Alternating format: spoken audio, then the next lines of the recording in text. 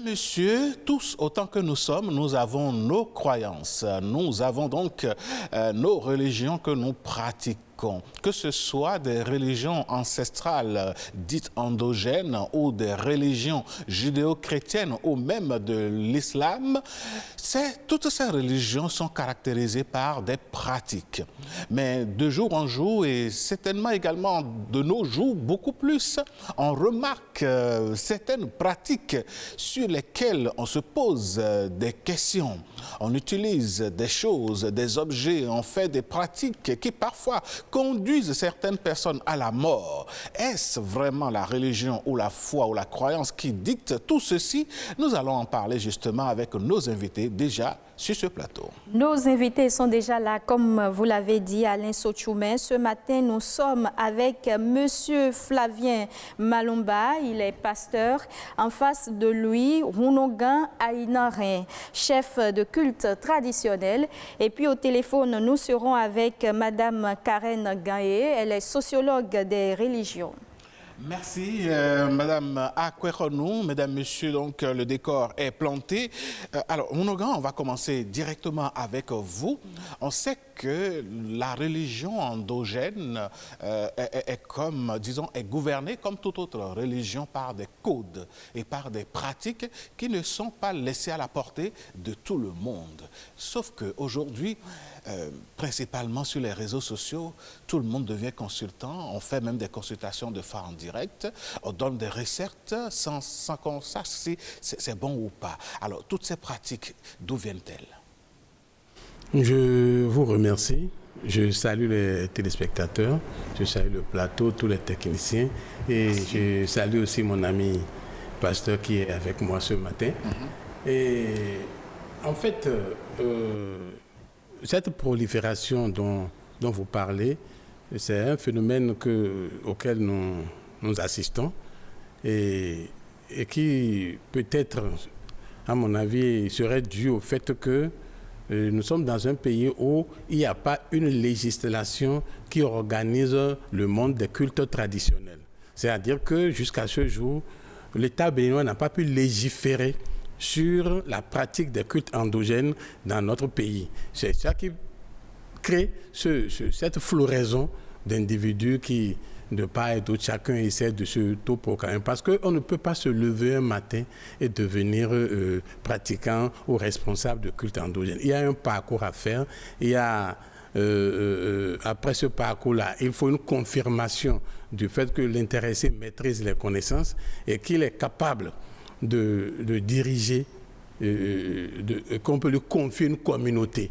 Alors ce n'est pas tout le monde qui est destiné à ça. Ça ne s'improvise pas. Si vous n'êtes pas destiné à ça, si vous n'avez pas les capacités intellectuelles pour le faire, vous ne pouvez pas le faire. Donc c'est parce qu'il n'y a pas de législation formelle dans ce domaine-là que nous assistons à ce phénomène, un phénomène contre lequel on doit s'insurger. D'accord. Pasteur Flavien Malumba, le constat n'est pas que dans le domaine traditionnel, ça ne concerne que les religions endogènes. Il y en a également dans les religions, dans les mouvements chrétiens. On constate justement ces pratiques-là qui sont peu recommandables. En tant que pasteur, je vous pose la même question. Comment ces pratiques-là se sont introduites dans la religion ? Nous voulons d'abord remercier le plateau et remercier notre ami qui est avec nous. Et nous voulons confirmer que le constat est vrai. Malheureusement, c'est un constat amer, où nous sommes en train d'assister à des pratiques qui ne glorifient pas le nom de Dieu. Je voudrais insister, dans la Bible, il est écrit « La terre appartient à l'Éternel » et tout ce qui renferme la terre appartient à l'Éternel. Donc si Dieu a doté la terre avec tout ce qu'elle concerne, c'est pour que la terre soit utilisée. Mais qui utiliser? Qui peut utiliser? Qui va utiliser? C'est ça le grand problème. Malheureusement, comme mon prédécesseur a dit, il y a prolifération, il y a l'autoproclamation et il y a abus d'utilisation de ce que nous constatons. Donc c'est un fait réel, mais nous devons avouer qu'il y a un abus. Pourquoi il y a un abus? Parce que les gens ont des intentions cachées derrière ce qu'ils sont en train de faire. C'est justement les intentions cachées. Alors, Noga Inara, je reviens vers vous. Dans la religion en général, nous constatons aujourd'hui une sorte d'imbrication, voilà, j'y arrive, des pratiques. Je donne pour exemple ce fait qui a défrayé la chronique il y a quelques jours ou quelques semaines, où on pourrait donc comprendre que dans la religion chrétienne aujourd'hui, on peut faire des prières ou bien des cérémonies dites pour des jumeaux, comme cela se fait en parallèle dans la religion endogène. Alors, est-ce que les religions sont en train d'emprunter ou bien de se prêter les pratiques les unes des autres? Bon, ça c'est un problème qui a plusieurs facettes. Est-ce que les religions sont en train de s'emprunter les unes des autres? Non, vous avez donné un exemple précis. Parce que là, le problème là est sérieux, ça a effectivement défrayé la chronique. Ce qui est sérieux dans cette affaire, c'est que historiquement, la religion dont nous parlons, la religion chrétienne et plus précisément catholique, nous avait, au niveau de nos ancêtres, avait déjà estimé que les pratiques de nos ancêtres étaient des pratiques diaboliques. C'est des pratiques dont on ne doit pas s'approcher. Et il nous a été dit qu'il faut nécessairement que le noir se détourne des pratiques de ses ancêtres, que c'est diabolique, que c'est l'enfer et qu'il n'y a rien de bon là. Et c'est dans cette optique-là que nos ancêtres ont été formatés, c'est dans cette optique-là que nous-mêmes, nous avons une vision du monde qu'on nous a imposée avec cette religion-là. Si aujourd'hui, on en vient à dire ce qui est diabolique, ce qui doit aller en enfer, ce que vous ne devez jamais faire, ou alors c'est la bastonnade. Des Noirs ont été bastonnés, des Noirs ont été massacrés, des gens ont été torturés pour n'avoir pas choisi de suivre cette religion. C'est-à-dire ils se sont entêtés pour dire « je vais suivre ma tradition ». Alors nos ancêtres, c'est à coups de fouet qu'ils en sont arrivés à embrasser cette religion malgré eux. Et aujourd'hui, comme par miracle, on dit dans votre pratique-là, il y a quelque chose de bon. Et ce quelque chose de bon-là, nous voulons faire ça. Et ce qui est plus grave, on dit, nous voulons faire ça et nous voulons faire mieux que vous. Parce que la cérémonie de jumeaux dont vous parlez là, pour être plus précis, les gens ont été dire plutôt, et ça je l'ai entendu bien sur les réseaux sociaux, des prêtres catholiques ont eu à dire que quand on fait la cérémonie des jumeaux, quand nous faisons ça, bien sûr, eh bien, que les gens n'ont pas la prospérité, qu'ils en décèdent, qu'ils ont le malheur. Et que c'est eux qui savent bien le faire. Ouais, combien de fois on peut aller dans je ne sais quoi, mais en fait, c'est que, quel que soit ce qu'on est en train de faire au noir, il continue, quoi qu'il arrive, d'embrasser sa religion originelle. Il continue les pratiques ancestrales. Mais qu'est-ce qu'il faut faire aujourd'hui pour l'en détourner? Eh bien, on s'inscrit dans cette logique-là, et on dit, parce que chez nous maintenant, dans les religions endogènes, ce n'est pas tout le monde qui fait les cérémonies de jumeaux. Ce n'est pas tout le monde. Nous sommes tous là, chacun a son domaine. Si vous n'êtes pas de ce domaine-là, même si vous êtes dans la culture endogène, même si vous êtes vaudouno, vous ne pouvez pas aller faire la cérémonie de jumeaux. Alors comment peut-on aujourd'hui, d'avoir dit depuis des siècles que quand on met deux enfants simultanément au monde, que nous appelons des jumeaux, qu'il n'y a rien d'anormal, qu'on ne doit rien faire. Quand un enfant naît d'une manière qui n'est pas normale, et on dit non, il n'y a rien du tout, c'est tout à fait normal. Mais comment on va faire ça pendant des siècles et un jour se rendre compte et dire à tout le monde que non, écoutez, ce que vous faites là, il y a du bon dedans et nous allons prendre ce bon là et vous ne savez plus faire. Et ça là, ce n'est pas une imbrication, ça. C'est une façon de continuer l'assujettissement et l'esclavage qu'on a imposé aux Noirs depuis des millénaires. Et c'est ça qui est en train de continuer et qui va s'aggraver tout le temps comme ça. Oui. C'est ce qu'on a entendu. Il n'y a pas eu de communiqué officiel ni de déclaration officielle où l'Église a eu à dire ça. Pour le moment, on se base sur ce qu'on a appris. Oui, mais c'est-à-dire qu'on commence par un bout. Nous avons... On ne peut pas les accuser, je suis en train de dire. Ce que je dis. Nous avons plusieurs catégories de divinités chez nous. Ils sont en train de faire un test avec les rohos, aujourd'hui les jumeaux. Demain, on passera à autre divinité pour voir. Parce que déjà dans nos villages, c'est l'Église catholique dans beaucoup de contrées qui s'occupe du culte des morts. Lorsque quelqu'un décède, le processus que l'on fait, le rituel que l'on fait pour inhumer un corps, aujourd'hui, l'Église catholique s'est déjà intégrée dans ça, a un système dans ça. Et depuis la fosse... Oui, j'aurais bien voulu... En réalité, on n'est pas là pour faire le procès d'une religion. Mais lorsqu'on rentre dans la religion endogène, par exemple, aujourd'hui, pour ne pas donner de nom sur ce plateau, il y a quand même des religions ou bien des obédiences, des obédiences, je vais dire comme ça, mais des congrégations d'obédience endogènes qui pratiquent la communion, par exemple, comme l'Église chrétienne, où ici, attendez, où ici la communion est représentée par la cola, par exemple. Est-ce que aussi, ce n'est pas une imitation de la pratique des autres? Pas du tout. Moi, par exemple, tout le monde sait, je suis initié à Tron. C'est là où on utilise des colas. Il faut être précis. Oui. Ça fait 43 ans, c'est depuis 1979 que je suis dans Tron. C'est connu, c'est vérifiable. Quand moi je suis entré, avant moi, avec moi et après moi, la cola est sacrée pour nous et l'une des premières prescriptions que l'on vous donne lorsque vous êtes initié, c'est que vous ne pouvez pas partager la cola là avec quelqu'un qui n'est pas de votre obédience. Ça veut dire quoi? Que partager la cola avec la divinité, avec les gens qui sont de notre système, ça a été ainsi depuis toujours. Donc aujourd'hui, oui, depuis toujours, c'est-à-dire partager la cola, c'est le principe même de Tron Peto de Casa. C'est-à-dire, c'est gros vaudou, on dit, c'est la divinité qui s'inspire de la cola. Donc, mais si c'est depuis 43 ans que ça se fait, non, attendez, je n'ai pas fini. J'ai pas dit que c'est depuis 43 ans, j'ai dit que c'est depuis 43 ans que moi je suis initié. Vous le pratiquez. Donc, et depuis là, c'est comme ça. Donc aujourd'hui, vous constatez aujourd'hui que les gens partagent la cola et que abusivement, il l'appelle communion, c'est un abus. Donc c'est un abus. C'est un abus, parce que ça a été toujours ainsi. D'accord, on va revenir à vous tout à l'heure. Oui. Pasteur Flavien Malumba, dans la religion chrétienne, on voit aujourd'hui une floraison, une foultitude d'objets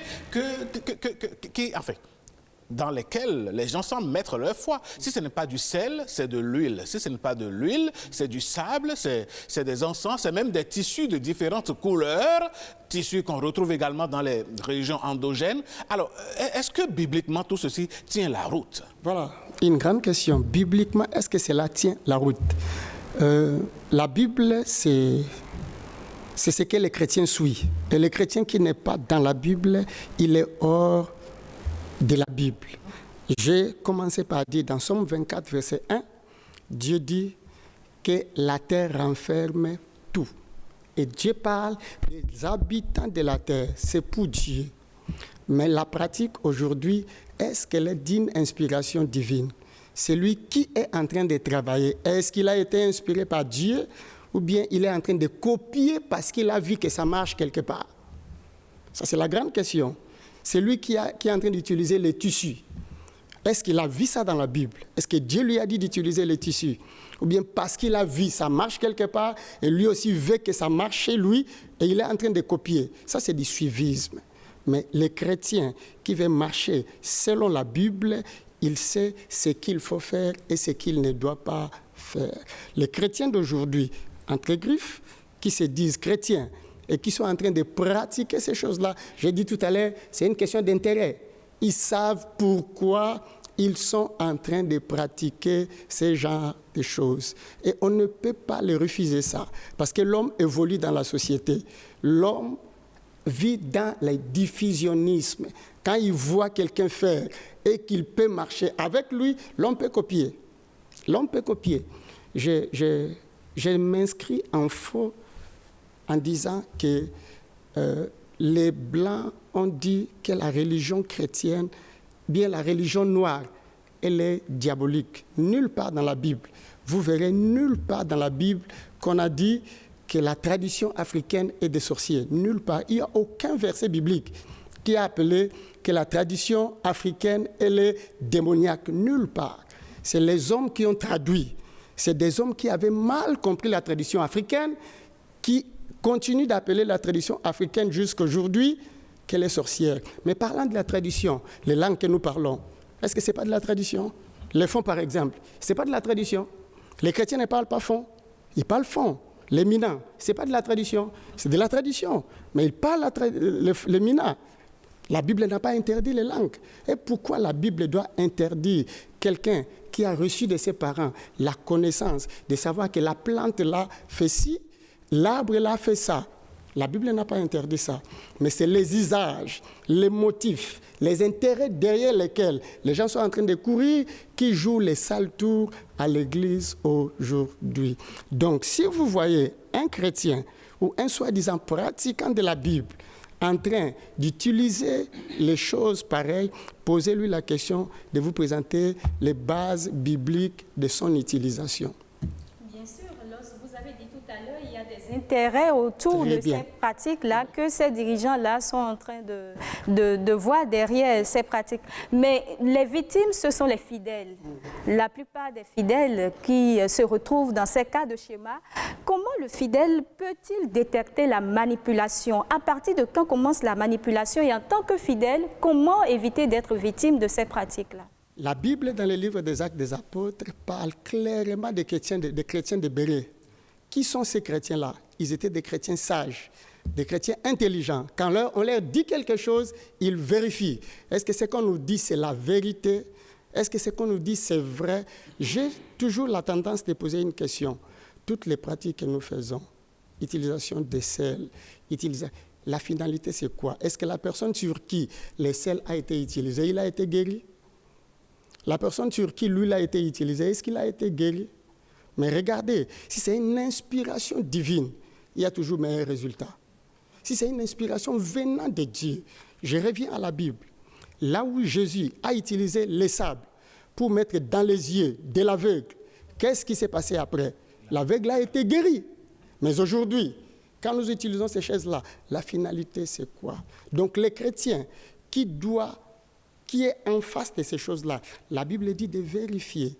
Est-ce que ce qu'on est en train de lui demander de faire, ça va l'amener où? À l'hôpital. À l'hôpital, quand nous allons à l'hôpital, quand quelqu'un est malade, et qu'on lui dit de prendre un produit qu'il n'a jamais pris, est-ce que nous prenons? Nous faisons tout de demander au médecin, pourquoi vous me donnez ces médicaments-là? C'est lui qui a de la gastrite, à qui on lui dit de prendre l'aspirine. S'il sait que l'aspirine lui fait du mal dans le cœur, est-ce qu'il va prendre l'aspirine? Non, parce qu'il a déjà été victime une fois. Et quand on va lui donner de l'aspirine, il va dire... L'esprit de discernement. De discernement. C'est ce que je voulais dire. Mais justement, on reste avec vous, pasteur Malumba. Nous avons remarqué que derrière l'utilisation de ces produits-là, puisque les produits ne sont pas donnés gratuitement, dans la majeure partie des cas, c'est vendu. Alors, quand on parle de vente, on parle alors de business. Quand on vend des litres, je dirais même des barils d'huile par an, ces ressources, ça sert à quoi? Je vais d'abord dire que c'est de la déviation. Il faut qu'on l'accepte. Il faut qu'on l'écrit si haut. Les choses sont en train de dévier. D'accord? Et je suis en train de parler des intérêts personnels. Des intérêts personnels. Les serviteurs, les soi-disant pratiquants de ces choses-là, qui sont en train de vendre l'huile, qui sont en train de vendre du sel, qui sont en train de vendre... Mais c'est pour se faire de l'argent. Appelons les choses par leur nom. C'est pour se faire de l'argent. Et comment le faire? Et parce que vous savez, qui ne donne pas crédit à Dieu? Quand on parle du nom de Dieu, qui ne donne pas crédit à Dieu? Tout le monde, pratiquement. Dans toutes les religions du monde, nous nous basons sur ce que Dieu peut faire. D'accord. Alors, ce que Dieu peut faire, nous nous basons là-dessus. Nous nous sommes basés donc sur cette thématique pour interroger quelques citoyens qui ont donné leur avis, parce que certainement observant aussi le phénomène autour d'eux. On va les écouter et puis on revient. L'islam authentique, elle est monothéiste. C'est-à-dire que vous avouez exclusivement le culte à Allah, à votre créateur Allah. L'islam authentique rejette toute autre croyance. Aujourd'hui, dans le monde chrétien, on voit assez d'actes prophétiques. On voit tellement de choses. Cela ne voudrait pas dire que ce que les gens sont en train de faire aujourd'hui est mauvais. Mais nous devons aussi reconnaître qu'il y a des gens qui le font sans inspiration à cause de leurs intérêts. C'est ce qui est très mauvais. Il faut réorganiser les secteurs de ces soi-disant marabouts, alpha, pasteurs et autres. Il faut généraliser. Nous n'allons plus laisser quelqu'un où il apprend un peu le Coran, il s'autoproclame alpha, il devient alpha, il s'installe ils commencent pas à faire ces pratiques pour tromper nos paisibles populations. Notre Dieu n'est pas un Dieu unilatéral. Ouais, il ne travaille pas dans un seul sens. Il varie les choses à des moments donnés. Et la manière dont vous priez pour celle-ci, ou bien pour celui-ci, pour qu'il retrouve une guérison aujourd'hui, la même maladie revient avec une autre personne, vous priez aussi d'une autre manière. Mais nous devons faire très très attention, car il y a des gens qui se sont infiltrés juste pour escroquer les gens. Dans toutes les confessions religieuses, ce qui doit primer, c'est l'homme. C'est le respect de la dignité humaine, quelle que soit la confession religieuse. Si on ne vise pas la dignité de la personne humaine, on va animaliser l'homme. On se demande où allons-nous avec ces diverses pratiques où quelque part on nous dit achetez le sable de tel lieu. Achetez telle bougie et mettez à tel endroit et faites ci, faites ça. Toute pratique autre que l'émanation de sa prière vers l'Éternel est qu'il s'adonne à ce que nous appelons de l'idolâtrie. Voilà donc l'avis, selon les avis de quelques citoyens. Onogan, qu'est-ce que cela vous inspire? Bon, en fait, j'ai écouté le musulman, le chrétien et puis tout cela. Bon, je les ai écoutés, c'est le point de vue de la population, mais il demeure que, pour moi, ce que vous avez appelé imbrication, est-ce qu'il faut prendre ceci? Bon, les téléspectateurs ont trouvé que nous avons, comment dirais-je, la possibilité, que c'est parce que les gens ont des intérêts particuliers, tout ça autour. Moi, je vais au-delà. Si les gens ont des intérêts particuliers, mais moi, je vais au-delà. Et en parlant sérieusement des religions révélées, je me rends compte qu'au fur et à mesure de l'évolution de l'humanité, les gens sont en train de s'adapter au monde actuel. Et cette adaptation les amène à se dire, mais comment faire pour maintenir mes fidèles en place? Et c'est cette volonté de maintenir les gens en place qui les oblige à faire des incursions pour dire, mais puisque ces gens-là sont attachés à telle et telle pratique, il faut aller voir, parce qu'ils ne l'ont jamais fait. Il faut aller maintenant faire une incursion pour voir qu'est-ce qui les retient tant là-bas. Et c'est en ce moment-là qu'on commence par leur dire, écoutez, chez vous, il y a du bon. Hein. Et là, ce que je refuse aujourd'hui, c'est ça. Vous ne pouvez pas faire des siècles à abêtir, à assujettir au nom de la religion, au nom de la Bible, au nom du Coran. Vous ne pouvez pas faire ça tout le temps. Et aujourd'hui, se lever, alors que vous avez fait ça et les gens, leur mentalité a changé. Les ancêtres, je vous en prie, les ancêtres ont réfléchi et nous ont mis dans une certaine situation. Et subitement, un matin, vous commencez par le... Attendez, dans notre pays, le Bénin, oui. Nous avons vu une religion endogène, avec des pratiques typiquement endogènes. Si on remonte 20 ans, 30 ans, 100 ans en arrière, les religions endogènes faisaient-elles des pèlerinages, voilà, j'y arrive, ben, décidément ce matin. Nous avons vu quand même une religion endogène, c'est donc quelques religions endogènes qui convergeaient vers des lieux et qui faisaient donc ces rassemblements-là, ces pèlerinages-là, et qui, lors de ces rassemblements, vendaient même de ces objets-là à leurs fidèles. Et puis après, tout ça part en vrille. Est-ce que quelque part aussi, la religion endogène ne se retrouve pas donc avec des pratiques, des religions que vous appelez révélées? Non, en fait, ce que je suis en train de dire, c'est plus sérieux que ça. En fait, il faut essayer de voir si aujourd'hui, nous parlons de la Sainte Bible respectée là. C'est à partir...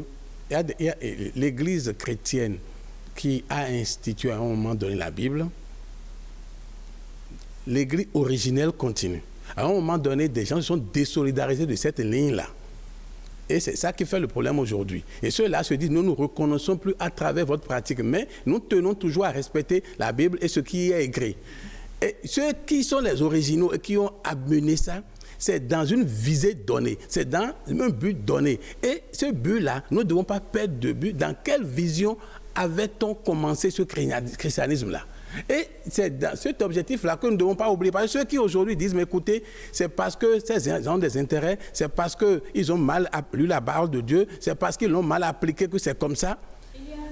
C'est parce que c'est justement cette Bible-là qui a été utilisée pour faire de l'esclavage. C'est cette Bible-là qui a été utilisée même jusqu'à une époque récente, quand vous allez à l'école et que vous parlez la langue de votre village, de la langue de chez vous, on vous frappe, on vous met le signal au cou. Donc ça dit... Des outils. Non, ce n'est pas des outils. On est d'accord. On a fait tout ça là. Revenons dans le débat. On va revenir vers vous tout à l'heure. On va prendre le point de vue du pasteur Flavien Malumba déjà par rapport aux impressions des compatriotes. Mais les impressions sont normales. Hein? Les gens ont fait des vrais constats. La chose a dérouté du chemin. Pourquoi? Parce qu'il y a des intérêts mesquins. Il faut qu'on se dise la vérité partout. Si l'intérêt change de niveau, l'homme est instrumentalisé. Même dans la médecine, même dans les écoles, dans les universités, si l'homme n'est plus valorisé, eh bien, c'est des intérêts qui sont poursuivis. Donc moi, je suis en train d'insister. Les pratiques d'aujourd'hui qui ne glorifient pas Dieu sont instituées parce que l'homme veut se faire de l'argent. Non, je reviens vers vous. Bon, désolé, mais il faut qu'on le dise. Nous avons vu par le passé des jeunes qui allaient vers des gardiens de la tradition et qui prenaient des fétiches, qui prenaient donc des divinités avec qui ils avaient des engagements. Ces engagements ne sont pas honorés et on se dit, enfin, ce qui découle, c'est des morts subites ou bien ils se retrouvent à kidnapper et assassiner des enfants au point où la police républicaine, je crois en 2018, s'en est mêlée et a mis fin à tout ça. C'est pratique. Est-ce que c'est donné à tout le monde de la voir et pourquoi tout ça est au dehors? Oui. Ça, c'est une bonne question. Au début, quand on a commencé, j'ai dit, nous sommes dans un domaine où il n'y a pas de législation. J'avais dit ça au début. Mais plus sérieusement encore, vous voyez, à une époque de notre évolution, où il y avait certains royaumes, et les royaumes se combattaient, ça c'est pas seulement en Afrique, c'est dans tous les pays du monde. À un moment donné, il y avait eu des royaumes et il y avait des luttes entre les royaumes. Absolument. Eh bien, chez nous, dans notre espace ici, tel royaume, pour pouvoir combattre tel autre, utilisait des moyens. Et parmi ces moyens, nous avons des forces et des énergies qu'on utilise pour faire du combat. Donc, en fait, c'est une lutte de royaume à royaume. Mais le royaume n'existant plus, ces connaissances-là sont restées avec des gens. Et ces gens-là, aujourd'hui, savent dans quelle mesure et dans quelles conditions on utilise ça. Mais puisque ce n'est plus réglementé, puisque on a laissé une certaine déliquescence à ce niveau, des individus qui ne peuvent pas avoir accès à ces connaissances ont commencé par y avoir accès. Et quand vous n'êtes pas préparé, vous ne savez pas dans quelles conditions on l'utilise, voilà ce que ça donne. Voilà pourquoi vous en avez parlé. Je sais de quoi vous avez parlé. Et puis, c'est justement pour cette raison-là que nous avons déjà commencé par crier depuis 2018. On a fait une fédération des structures relevant du monde endogène. Le Conseil national des cultes endogènes du Bénin a été mis sur pied en 2018 à cause de ça, pour sortir la charte qui doit réglementer la pratique au sein des cultes endogènes. Malheureusement, c'est sorti, mais il n'y a pas de législation autour. Tant que ce n'est pas une loi, vous ne pouvez pas contraindre les gens à avoir un comportement donné. Donc nous attendons qu'il y ait une législation, parce que plusieurs lois ont été envoyées à l'Assemblée sans suite. On attend encore. Nous allons essayer de légiférer dans ce domaine pour que, dans le domaine des cultes endogènes, plus personne ne soit capable de se lever pour aller faire ce qu'il veut. Voilà ce que je peux dire par rapport à votre question.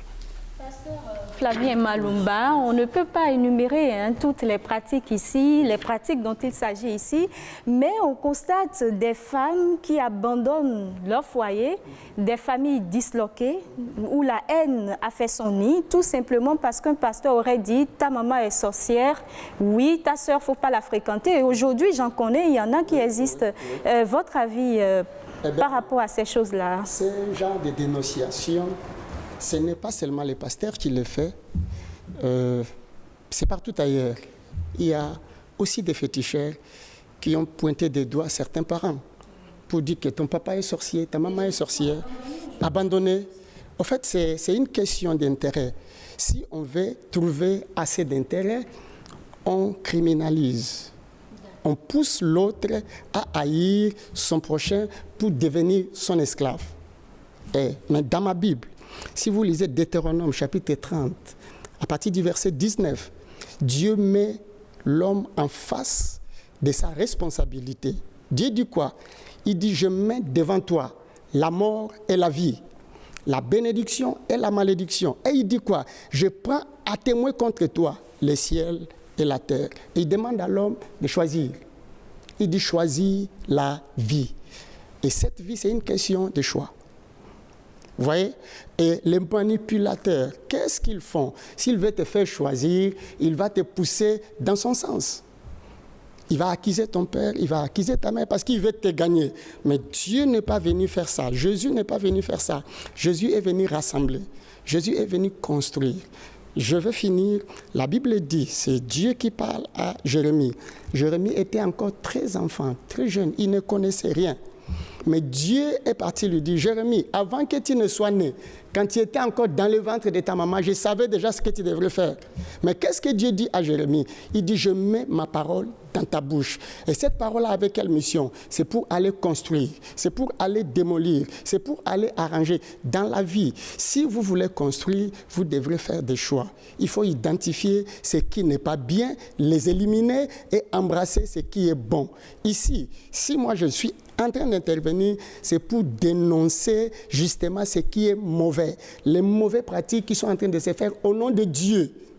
Alors que Dieu n'est pas derrière, c'est l'homme qui veut utiliser Dieu pour se faire de l'argent. Malheureusement, le temps nous a rattrapés. Nous sommes déjà à la fin donc, de ce débat matinal. Pour nos gars, c'est en 10 secondes, on devrait conclure. On va dire quoi?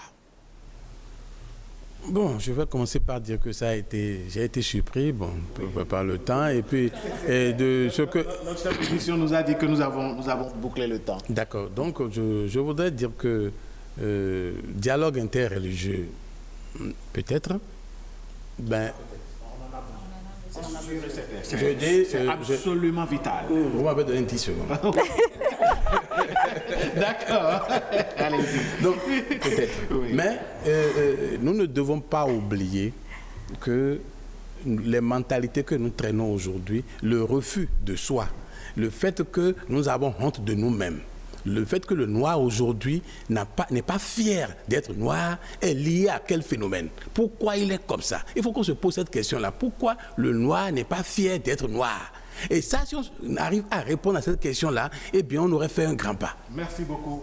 Pasteur Flavien Malumba, pour terminer en 10 secondes. Pour terminer, moi, je vais responsabiliser l'homme qui est à l'église, qui va à l'église. Il n'est pas dépourvu de son intelligence. Il est intelligent, il doit avoir le sens de discernement.